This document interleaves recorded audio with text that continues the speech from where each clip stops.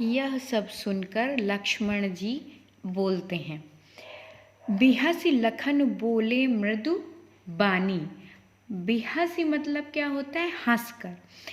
यह सब सुनकर, ये जो उन्होंने परशुराम जी ने बोला, यह सब सुनकर लक्ष्मण जी विनम्र वाणी में बोलते हैं। मृदु वाणी मतलब विनम्र वाणी में, मीठी वाणी में बोलते हैं।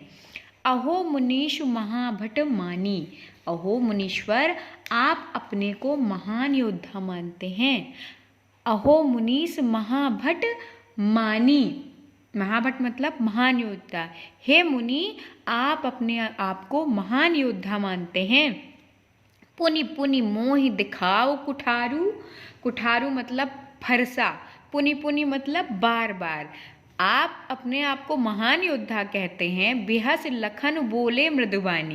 हंसकर लक्ष्मण जी विनम्र वाणी से बोलते हैं कि हे मुनिवर, आप अपने आप को महायोद्धा कहते हैं और पुनि पुनि बार बार मुझे अपना फरसा दिखाते हैं।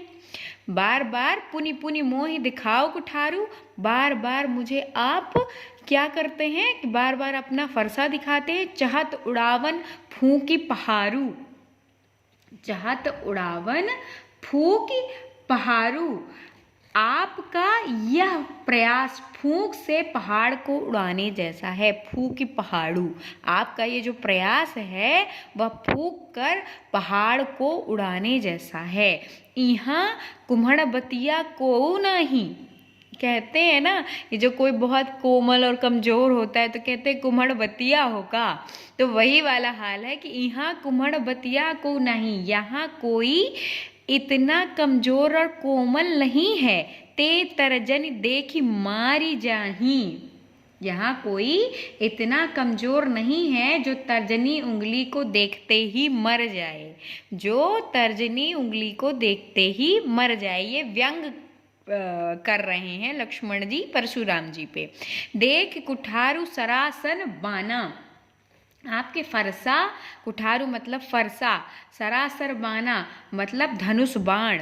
आपके फरसा और धनुष बाण देखकर ही मैंने, सरासर बाना मैं कछु कहाँ सहित अभिमाना, मैंने जो कुछ भी कहा अभिमान पूर्वक जो कुछ कहा था।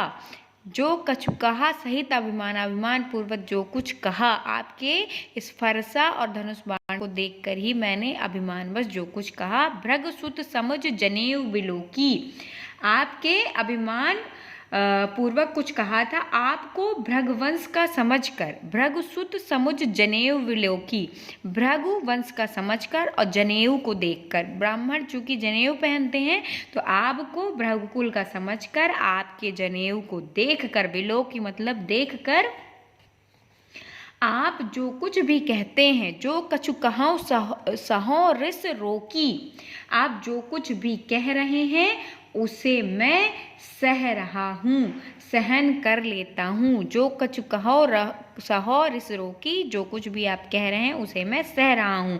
सुर महिसुर हरजन अरु गाई। यहाँ पे समझने वाला बात है। सुर मतलब होते हैं देवता, महिसुर मतलब होते हैं ब्राह्मण, हरिजन, हरि मतलब होते हैं भगवान, और जन मतलब लोग। जो भगवान के भक्त होते हैं उन्हें हरिजन कहा जाता है।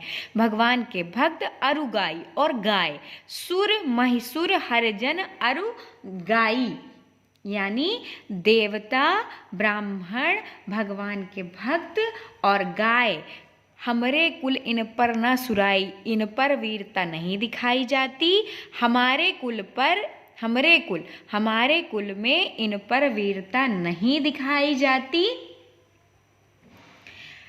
और हमारे कुल पर इन पर वीरता नहीं दिखाई जाती। इन बंधे पाप अपकीरत हारा। इनको कुछ भी करने से पाप होता है, इनको मारने से पाप होता है, इनका वध करने से, वधे मतलब इनको मारने से पाप होता है। अपकीरत हारे, अपकीरत मतलब बदनामी होती है।